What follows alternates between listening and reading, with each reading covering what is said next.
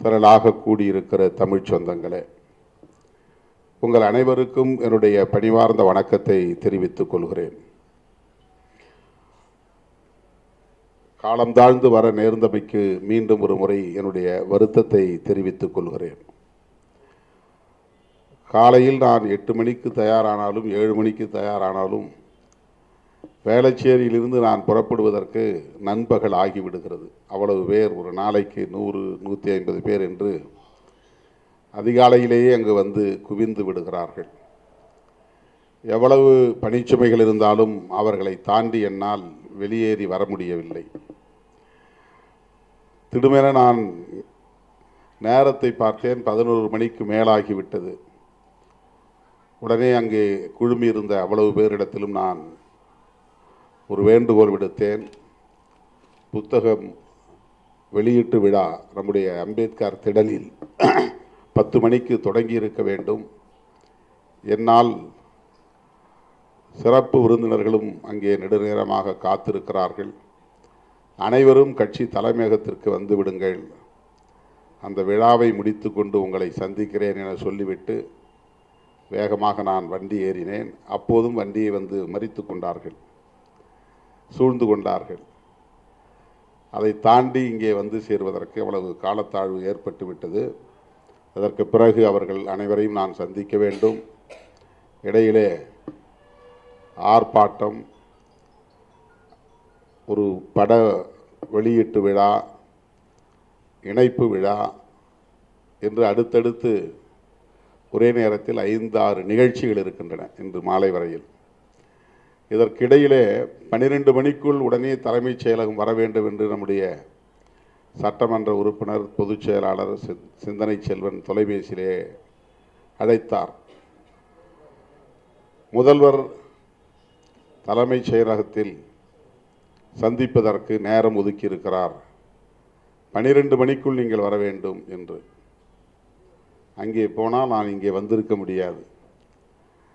மாண்புமிகு முதல்வர் அவர்களின் உதவியாளரை தொடர்பு கொண்டு இன்று மாலை 5 மணிக்கு மேல் அல்லது 6 மணிக்கு மேல் சட்டமன்றம் முடிந்த பிறகு ஒரு 5 நிமிடம் எனக்கு நேரம் ஒதுக்கி தாருங்கள், தயவு செய்து முதல்வரிடத்திலே என்னுடைய வருத்தத்தை தெரிவியுங்கள், முக்கியமான நிகழ்ச்சி அம்பேத்கர் திடலில் புத்தகம் வெளியீட்டு விழா நடைபெற்று கொண்டிருக்கிறது என்று அவரிடத்திலே என்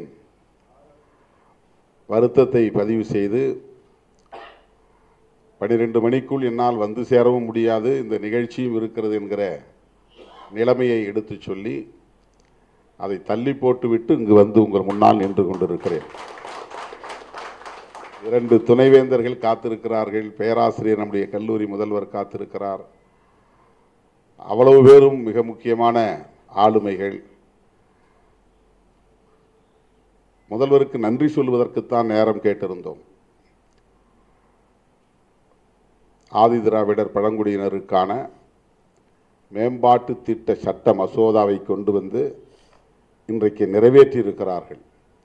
அது விடுதலை சிறுத்தைகள் கட்சியின் நீண்டகால கோரிக்கை.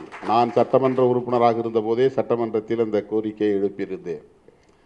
நாடாளுமன்ற உறுப்பினராக இருந்தபோது நாடாளுமன்ற வளாகத்திலும் உள்ளேயும் இந்த கோரிக்கையை நான் எழுப்பியிருக்கிறேன். இப்போது திமுக அரசு ஆட்சிக்கு வந்த உடனேயே இது குறித்து முதல்வரை சந்தித்து மனு கொடுத்திருந்தோம். நம்முடைய சட்டமன்ற உறுப்பினர்களும் சட்டமன்றத்தில் தொடர்ந்து பேசிக் கொண்டிருந்தார்கள். தற்போது அது நடைமுறைக்கு வந்திருக்கிறது. அதாவது ஒட்டுமொத்தமான செலவினங்களிலிருந்து ஆதி திராவிடர் பழங்குடியினரின் மேம்பாட்டுக்கென்று அவர்களின் மக்கள் தொகை அடிப்படையில் நிதியை ஒதுக்கீடு செய்ய வேண்டும் என்று துணை திட்டம் என்கிற ஒரு செயல் திட்டம் அரசமைப்பு சட்டத்தால் ஏற்றுக்கொள்ளப்பட்ட ஒரு செயல் திட்டம் இருக்கிறது. Schedule cost sub plan, schedule tribes sub plan என்று அது அழைக்கப்படுகிறது. அது நடைமுறைக்கு வருவதில்லை. ஆகவே ஒரு சட்டம் தேவைப்படுகிறது.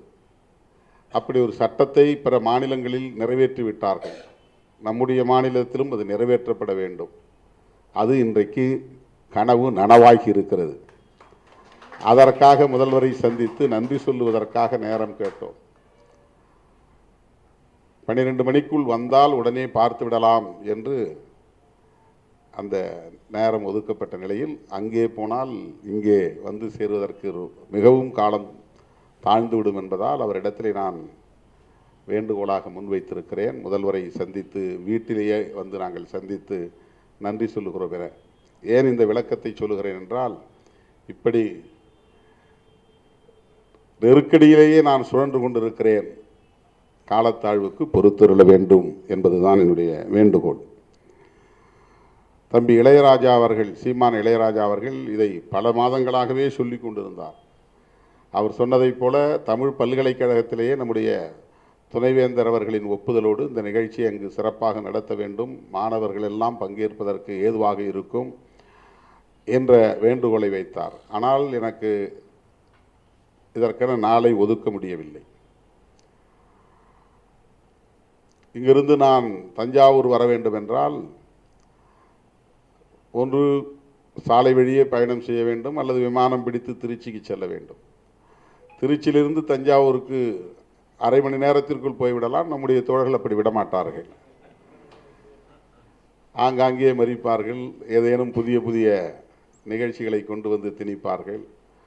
அவரை பார்க்க வேண்டும், இவரை பார்க்க வேண்டும், மருத்துவமனையில் இருப்பவரை பார்க்க வேண்டும், இறந்து போன குடும்பத்தை போய் சந்தித்து ஆறுதல் சொல்ல வேண்டும் என்று விமான நிலையத்தில் இருந்தே புதிய புதிய வேலை திட்டங்களை என் மீது கொண்டு வந்து குவிப்பார்கள், கொட்டுவார்கள். அப்படி இருக்கிற ஒரு நிலையிலே நம்முடைய இளையராஜா அவரிடத்திலே என்னால் நேரம் ஒதுக்க முடியவில்லை என்றதும் அவரே சொன்ன ஆலோசனை, நீங்கள் எங்கும் அலைய வேண்டாம், சென்னையில் இருக்கும்போது ஒரு நாள் கட்சி அலுவலகத்திலே வந்து எளிமையான முறையில் இந்த விழாவை நாம் நடத்துவோம், பெரிய அளவில் நிகழ்ச்சி வேண்டாம் என்று சொன்னார். ஆனால் பெரிய அளவில் ஏற்பாடு செய்து விட்டார். முன்னாள் துணைவேந்தர், இந்நாள் துணைவேந்தர், கலைப்புல தலைவர், நம்முடைய பிரின்ஸ் சோமு, நம்முடைய மாநில கல்லூரி முதல்வர் என்று பெரிய ஆளுமைகளை எல்லாம் அழைத்து வந்து பெரிய இடத்திலே நடத்தி இருக்க வேண்டிய நிகழ்ச்சி.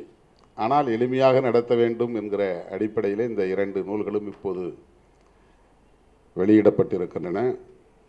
2 நூல்களையும் முன்கூட்டி அவர் தந்தார் என்றாலும் கூட வழக்கம் போல் அதை பார்ப்பதற்கு, படிப்பதற்கு நேரம் கிட்டவில்லை. வந்து இப்போது அமர்ந்திருந்த சிறிது நேரத்தில் அவருடைய இந்த திருக்குறள் நெறியில் திருமாவின் வாழ்வியல் என்பதை புரட்டி பார்த்தேன்.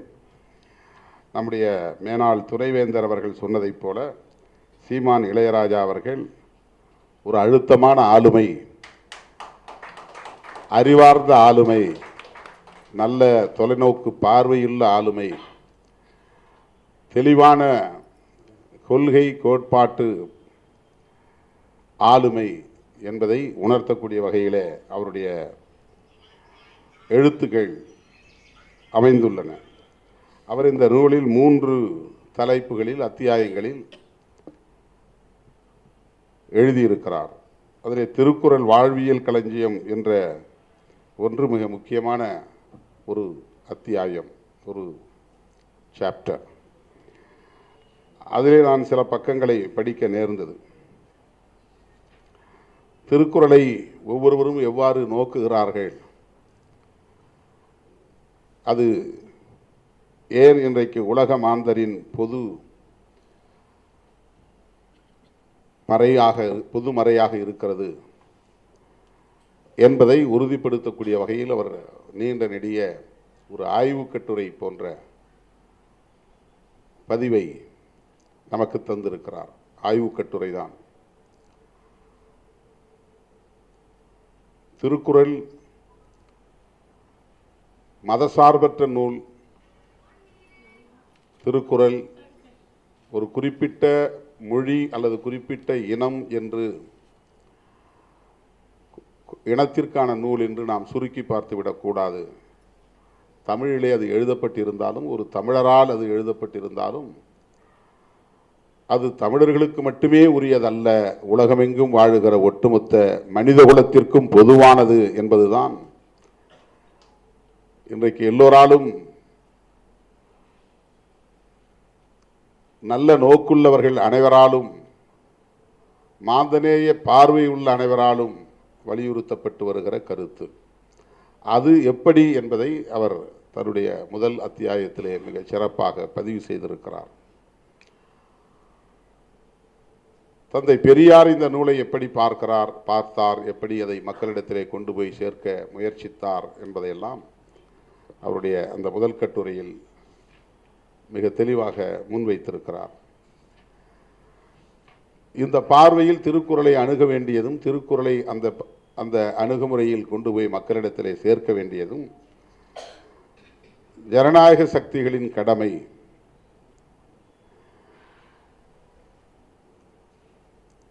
என்னுடைய வேண்டுகோள் அதுதான்.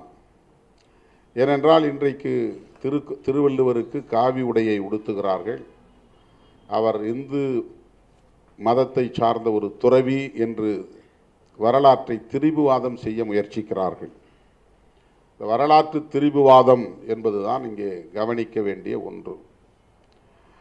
நாம் கவனிக்காமல் விட்டுவிட்டால், கண்டும் காணாமல் இருந்துவிட்டால், போராடாமல் இருந்துவிட்டால், ஒரு பார்வை, கொள்கை பார்வையோடு பிரச்சனைகளை அணுகாமல் விட்டுவிட்டால் நம் கண் முன்னாலேயே உண்மை வரலாறு திரிக்கப்பட்டுவிடும்.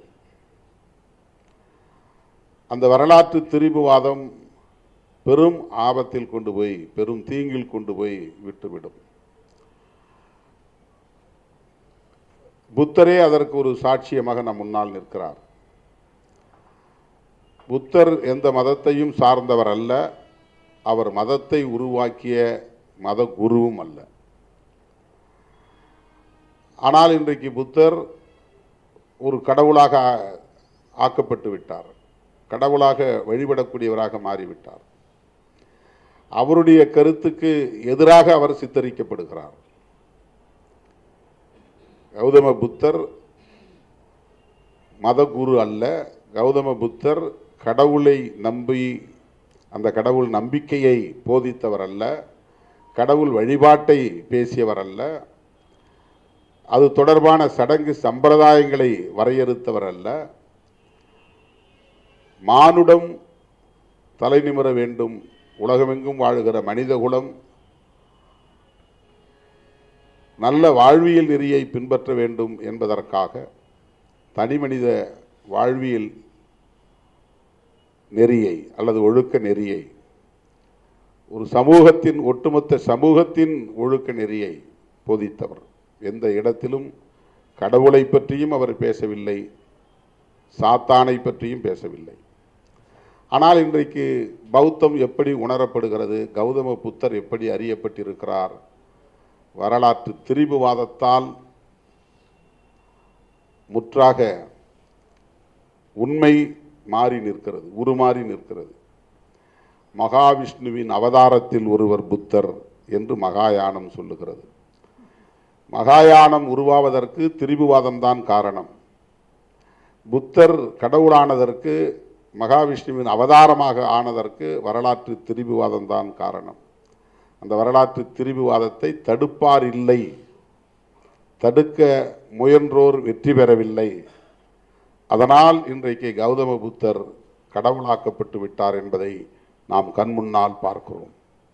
இப்போது நம் கண்முன்னால் புரட்சியாளர் அம்பேத்கர் அவர்களை ஒரு இந்துத்துவவாதி, இந்துத்துவ தலைவர், இந்துத்துவத்தை பாதுகாப்பதற்கு போராடியவர் என்று நம் கண்முன்னாலேயே வரலாற்று திரிபுவாதம் உயர்த்தி பிடிக்கப்படுகிறது. அப்படி புத்தகங்களை எழுதுகிறார்கள், அம்பேத்கர் ஜெயந்தியை கொண்டாடுகிறார்கள். அவர் கிறிஸ்தவத்தை ஏற்கவில்லை, இஸ்லாத்தை ஏற்கவில்லை, அவையெல்லாம் அந்நிய மதங்கள், இந்த மண்ணிலேயே தோன்றிய மதம் பௌத்தம். அதனால்தான் புரட்சியாளர் அம்பேத்கர் பௌத்தத்தை ஏற்றுக்கொண்டார். பௌத்தம் இந்து மதத்தின் ஒரு கிளை, ஆகவேதான் புரட்சியாளர் அம்பேத்கர் பௌத்தத்தை ஏற்றுக்கொண்டார் என்று வரலாறு திரிக்கப்படுகிறது. இது வரலாற்று திரிபுவாதம். இதை யார் தடுப்பது? இதை எப்படி எதிர்த்து நாம் போராடப் போகிறோம்? எப்படி புரட்சியாளர் அம்பேத்கர் அவர்களை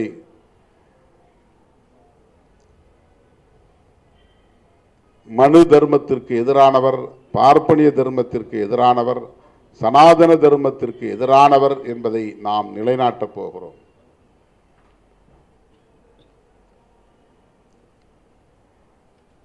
இந்த ஒரு நூற்றாண்டுக்கு முன் தோன்றிய புரட்சியாளர் அம்பேத்கர் அவர்களையே நம்மால் காப்பாற்ற முடியவில்லை என்கிற போது திருவள்ளுவருக்கு எதிரான இந்த திரிபுவாதத்தை எப்படி நாம் தடுத்து நிறுத்தப் போகிறோம்? திருவள்ளுவரை சமணத்துறவி என்று சிலர் சொல்லுகிறார்கள், திருவள்ளுவரை பௌத்த துறவி என்று சிலர் சொல்லுகிறார்கள், திருவள்ளுவரை இந்து துறவி என்று சிலர் இப்போது சொல்லுகிறார்கள். ஆனால் திருவள்ளுவர் அப்படி ஒரு மதம் சார்ந்த கருத்தை சொல்லியிருந்தால் அந்த மதம் சார்ந்த சமூக பிரிவினர் தான் அவரை தூக்கி கொண்டாடுவார்கள், பிறர் அதை ஏற்றுக்கொள்ள வாய்ப்பில்லை. பைபிள் உலகம் முழுவதும் மொழிபெயர்க்கப்பட்டிருக்கிறது. ஆனால் கிறிஸ்தவத்தை ஏற்றுக்கொண்டவர்களால் அது மொழிபெயர்க்கப்பட்டிருக்கிறது. குர்ஆன் உலகம் முழுவதும் பல்வேறு மொழிகளில் மொழியாக்கம் செய்யப்பட்டிருக்கிறது. ஆனால் இஸ்லாத்தை ஏற்றுக்கொண்டவர்களால் உலகம் முழுவதும் அந்தந்த மொழிகளில் மொழியாக்கம் செய்யப்பட்டிருக்கிறது. திருக்குறள் உலகம் முழுவதும் உள்ள பல்வேறு மொழிகளால் மொழியாக்கம் செய்யப்பட்டிருக்கிறது. அவர்கள் யாரும் தமிழர் என்கிற முறையில் அல்ல, அல்லது இந்து என்கிற முறையில் அல்ல, அல்லது சமணர் என்கிற முறையில் அல்ல, அல்லது பௌத்தர் என்கிற முறையில் அல்ல, மனிதர்கள் என்கிற முறையில், மனிதகுலம் என்கிற முறையில் தான் திருக்குறளை உலகம் ஏற்றுக்கொண்டிருக்கிறது. இது ஒரு மதசார்பற்ற நூல் என்பதற்கு இதுவே சான்று. திருக்குறள் ஒரு மதசார்பற்ற நூல். மதம் சாராத நிலையில்தான் உலகில் உள்ள எல்லா மொழிகளிலும் இது மொழியாக்கம் செய்யப்பட்டிருக்கிறது. பைபிளை மொழிபெயர்க்கிறவர்கள் கிறிஸ்தவத்தை ஏற்றுக்கொண்ட நிலையில் அவர்களுக்கு பைபிள் தேவைப்படுகிறது. ஆகவே அவர்களின் தாய்மொழியில் அதை மொழியாக்கம் செய்து கொள்கிறார்கள். அதனால் உலகத்தில் பல மொழிகளில் அது மொழியாக்கம் செய்யப்படுகிற தேவைக்கு உள்ளாகிறது. இஸ்லாத்தை ஏற்றுக்கொண்டவர்களுக்கு குர்ஆன் தேவைப்படுகிறது. ஆகவே உலகில் உள்ள ஒவ்வொரு மொழியை சார்ந்தவர்களும் அந்தந்த மொழிகளில் தங்களுக்கு குர்ஆன் தேவைப்படுவதால் மொழியாக்கம் செய்யப்படுகிறது, செய்து கொள்கிறார்கள். திருக்குறள் அப்படி அல்ல. இதில் சொல்லப்பட்டிருக்கிற வாழ்வியல் நெறி என்பது எந்த குழு அடையாளத்தையும் கொண்டதாக இல்லை. செக்டேரியன் ஐடியாலஜியோடு தொடர்புடையதல்ல. நான் இந்து, நான் முஸ்லீம், நான் கிறிஸ்தவன், நான் சமணன், நான் பௌத்தன் என்கிற அடிப்படையில் அல்ல. உலக மாந்தருக்கு பொதுவானது, எந்த மதத்தை சார்ந்தவர்களும் பின்பற்றுவதற்கு ஏதுவானது. நாம் கூட இது பௌத்த நூல் என்றோ சமண நூல் என்றோ சொல்லுவது ஏற்புடையதல்ல. இதில் பௌத்த கூறுகள் இருக்கின்றன என்று வாதிட்டு அதை பௌத்தத்திற்கான அடையாளத்தோடு முத்திரை குத்துவது அதன் சிறப்புக்கு எதிரானதாக நான் பார்க்கிறேன். அல்லது இது சமணத்திற்கு உரியது என்று சொன்னாலும் கூட அது ஒரு செக்டேரியனிசம் என்றுதான் வந்துவிடும். திருக்குறள் எல்லா வரம்புகளையும் கடந்த ஒரு மகத்தான மனிதகுல வாழ்வியல் நெறி. அதைத்தான் தம்பி இளையராஜா அவர்கள் இந்த முதல் அத்தியாயத்தில் ஏராளமான ஆதாரங்களோடு எடுத்து நிறுவியிருக்கிறார். வேதத்தையும் திருக்குறளையும் ஒப்பீடு செய்யக்கூடிய பல ஆதாரங்களை பதிவு செய்திருக்கிறார். மனு தர்மத்தையும் திருக்குறளையும் ஒப்பீடு செய்வதற்கான பல தலைவர்களின் கருத்துக்களை இங்கே ஆதாரமாக முன்வைத்திருக்கிறார். குறிப்பாக பெரியார் பேசியதையெல்லாம் இங்கே சொல்லியிருக்கிறார். பெரியார் பேசியதில் இன்னும் குறிப்பாக ஒன்றை நாம் உணர்ந்து கொள்ள வேண்டியிருக்கிறது. தந்தை பெரியார் என அழைக்கப்பட்ட ஈவே ராமசாமி மூட நம்பிக்கைகளுக்கு எதிராகவும் பார்ப்பனியத்திற்கு எதிராகவும் சமூக சீர்திருத்த இயக்கம் கண்டவர். எனவே இவற்றிற்கு எதிரான எதையும் சிறிதும் தயக்கமின்றி தாக்கி வீழ்த்தியவர். அந்த வகையில் தமிழில் உள்ள இலக்கியங்களையும் கடுமையாக சாடியவர். உங்கள் தமிழ் சாதியை கற்பிக்கும் தமிழ், உங்கள் தமிழ் ஆரியத்தை சுமக்கும் தமிழ், உங்கள் தமிழ் கடவுளையே பாடும் தமிழ், உங்கள் தமிழ் புராண குப்பைகள் நிறைந்த தமிழ், உங்கள் தமிழ் மூட நம்பிக்கை புதிந்த தமிழ் என்றெல்லாம் பேசியவர். ராமாயணத்தை எரித்தவர் என்று பெரியார் எப்படி இலக்கியங்களை பார்க்கிறார் என்பது முக்கியமானது. சில பேருக்கு தமிழ், நான் அடிக்கடி மேடைகளில் பேசுவேன், வெறும் மொழி உணர்வும் இன உணர்வும் தமிழ் தேசியமாகாது என்று. தமிழ் மீதுள்ள பற்று தமிழ் தேசியமாகாது. தமிழில் இப்படியெல்லாம் அணுக வேண்டிய தேவை இருக்கிறது. தமிழில் என்ன இருக்கிறது என்பதை பெரியார் பார்வை கொண்டு அணுகுகிற போது அதிலும் நாம் வடிகட்ட வேண்டிய தேவை இருக்கிறது. ஆகவே தமிழை வெறும் மொழியாக மட்டும் பார்க்கக்கூடாது. தமிழில் என்னென்ன உள்ளடக்கம் இருக்கிறது என்பதை நாம் ஆய்வு செய்து பார்க்கிற போது வடிகட்ட வேண்டிய தேவை இருக்கிறது. அதிலிருந்து தான் நாம் பேசுகிற அரசியலும் அந்த கோட்பாடும் அமைய வேண்டும், மக்களிடத்தில் கொண்டு போய் சேர்க்க வேண்டும். ஆகவே மொழி உணர்வும் மொழி சார்ந்த இன உணர்வும் ஒரு தேசியவாதத்தை முழுமையாக்காது. தேசியவாதம் என்பது நாம் இந்த தேசத்தை எப்படிப்பட்ட தேசமாக கட்டமைக்கப் போகிறோம் என்பதோடு தொடர்புடையது. சனாதன சக்திகள் இந்து தேசியவாதத்தை பேசுகிறார்கள். இந்த தேசத்தை இந்து தேசியவாதமாக அல்லது அவர்கள் நினைக்கிற பார்ப்பனிய தேசியவாதமாக முன்வைக்கிறார்கள். காங்கிரசார் அப்போது நாட்டின தேசியவாதமாக முன்வைத்தார்கள். நேஷனாலிட்டி, இந்தியன் என்கிற உணர்வை மேலோங்க செய்வதற்காக காந்தியடிகள் இந்து என்று அணிதிரட்டவில்லை, இந்தியன் என்று அணிதிரட்டினார். இந்தியர்களை இப்போது இந்து அல்லாதவர்கள் என்று பாகுபடுத்தி பாஜக ஒரு தேசியவாதத்தை முன்வைக்கிறது. காந்தியடிகள் காலத்தில் நீ எந்த மதமாக வேண்டுமானாலும் இருந்துகொள், எந்த மொழியை பேசக்கூடியவனாகவும் இருந்துகொள், தமிழன் என்று பிரிந்து நிற்காதே, இந்து என்று சிதறி கிடக்காதே, இந்தியன் என்று ஓரணியில் திரண்டு வா என்று பேசுகிற ஒரு தேசியவாதம் அன்றைக்கு முன்வைக்கப்பட்டது. அது காந்தியடிகள் முன்வைத்த தேசியவாதம். இன்றைக்கு RSS காரர்கள் வைக்கிற தேசியவாதம் இந்தியர்களை இந்துக்கள் என்றும் இந்துக்கள் அல்லாதவர்கள் என்றும் பிளவுபடுத்துகிற சமூக பிரிவினைவாத தேசியவாதம். அது பிரிவினைவாதம் என்பது நாட்டை பிரிப்பது மட்டுமல்ல, சமூகங்களை பிரிப்பதும் பிரிவினைவாதம் தான். சாதி பெருமை பேசுவதும் பிரிவினைவாதம் தான், மொழி பெருமை பேசுவதும் பிரிவினைவாதம் தான், மத பெருமை பேசுவதும் பிரிவினைவாதம் தான். மக்களை பிளவுபடுத்துகிற ஒரு செக்டேரியனிசம், குழுவாதம், அது பிரிவினைவாதம். அது ஆகவே மக்களை எவ்வாறு நாம் அணிதிரட்டப் போகிறோம், அந்த அடிப்படையில் ஒரு தேசியவாதத்தை எவ்வாறு நாம் கட்டமைக்கப் போகிறோம் என்பதற்கான ஒரு பார்வை இருக்கிறதே, அதைத்தான் நாம் புரட்சிகரமான பார்வை என்கிறோம் அல்லது ஜனநாயகபூர்வமான பார்வை என்கிறோம். ஆகவே நமக்கான அடையாளம் என்பது சாதி, மொழி, இனம், மதம் என்பவை அல்ல. நமக்கான அடையாளம் ஜனநாயகம் என்பதுதான்.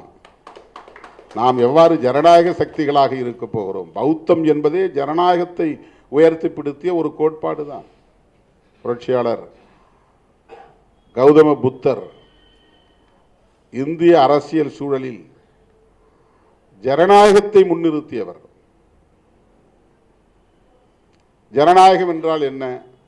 அதைத்தான் புரட்சியாளர் அம்பேத்கர் அரசமைப்பு சட்டத்தின் முகப்புரையிலே கையாண்டிருக்கிறார். நீதி, சுதந்திரம், சமத்துவம், சகோதரத்துவம், இதுதான் ஜனநாயகம். இவைதான் ஜனநாயகம். ஜனநாயகம் என்பது ஏதோ தேர்தல் நடத்துவது, தேர்தலில் வாக்களிப்பது, வாக்களித்ததில் பெரும்பான்மை எண்ணிக்கை உள்ளவர்கள் வெற்றி பெற்று விட்டார்கள், தோற்று போனவர்கள் வாக்குகள் அனைத்தும் மதிப்பிழந்து விட்டன என்கிற அடிப்படையில் அணுகுவதல்ல. வெறும் பெரும்பான்மைவாதம் மட்டும் ஜனநாயகம் அல்ல. ஜனநாயகம் என்பது நீதியோடு தொடர்புடையது, சுதந்திரத்தோடு தொடர்புடையது, சகோதரத்துவத்தோடு தொடர்புடையது, சமத்துவத்தோடு தொடர்புடையது.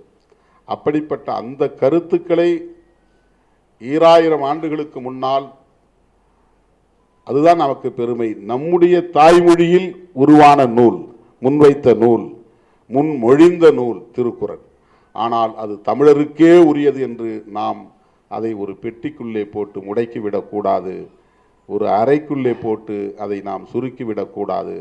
அது உலக மாந்தருக்கு பொதுவான நூல் என்கிற அந்த செய்தியை இந்த நேரத்தில் நான் பதிவு செய்து, அத்தகைய பார்வையை கொண்ட ஒரு இளைஞராக, இளம் படைப்பாளராக, ஒரு எழுத்தாளராக தம்பி சீமான் இளையராஜா அவர்கள் தன்னை பரிணாமம் செய்திருக்கிறார். தன்னைத்தானே செதுக்கி கொண்டிருக்கிறார், வளர்ந்திருக்கிறார், பரிணாமம் அடைந்திருக்கிறார் என்பதை எண்ணி நான் பெருமைப்படுகிறேன்.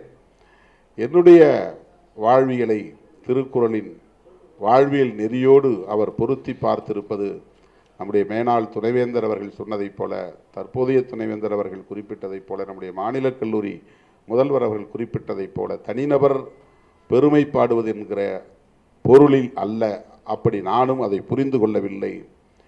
நாம் அனைவரும் திருக்குறளை வாழ்வியல் நெறியாக ஏற்றுக்கொண்டு அதன்படி வாழ வேண்டும் என்று வலியுறுத்துவதற்கான ஒரு சாட்சியமாக என்னை அவர் கையில் எடுத்திருக்கிறார். என்னை ஒரு சாக்காக பயன்படுத்துகிறார். பலருக்கும் இதை எடுத்துச் செல்வதற்கு ஒரு எடுத்துக்காட்டாக அவர் முன்வைக்கிறார். அது அவருடைய உத்திகளுள் ஒன்று என்று நான் பார்க்கிறேன். ஒரு படைப்பாளருக்கு கருத்துக்களை மக்களிடத்திலே கொண்டு போய் சேர்ப்பதற்கு கருத்தை எடுத்து சொல்வதோடு மட்டுமல்லாமல் அதை எந்த வயா மீடியா, எந்த வகையிலே அதை எடுத்து செல்வது, எப்படி அதை மக்களிடத்திலே கொண்டு போய் சேர்ப்பது என்பதற்கான உத்தியும் தேவைப்படுகிறது. ஆகவே இன்றைக்கு விடுதலை சிறுத்தைகளாக இருப்பவர்கள் இதை எடுத்து பார்ப்பதற்கு, படிப்பதற்கு, அதை பொருத்தி பார்ப்பதற்கு, அதை புரிந்து கொள்வதற்கு, அந்த அடிப்படையிலே தம்முடைய வாழ்வை அமைத்துக் கொள்ள வேண்டும் என்கிற உந்துதலை பெறுவதற்கு சீமான் இளையராஜா அவர்களின் இந்த நூல் பயன்படும் என்று நான் பெரிதும் நம்புகிறேன். அந்த வகையிலே அவருடைய எழுத்தாற்றலை, படைப்பாற்றலை பாராட்டி அவர் இன்னும் பற்பல நூல்களை இதுபோல அவர் கொண்டு வர வேண்டும், தமிழ் சமூகத்திற்கு அவர் கொடையளிக்க வேண்டும் என்ற வேண்டுகோளை வைத்து வாழ்த்தி வாய்ப்புக்கு நன்றி கூறி முடிக்கிறேன். நன்றி, வணக்கம்.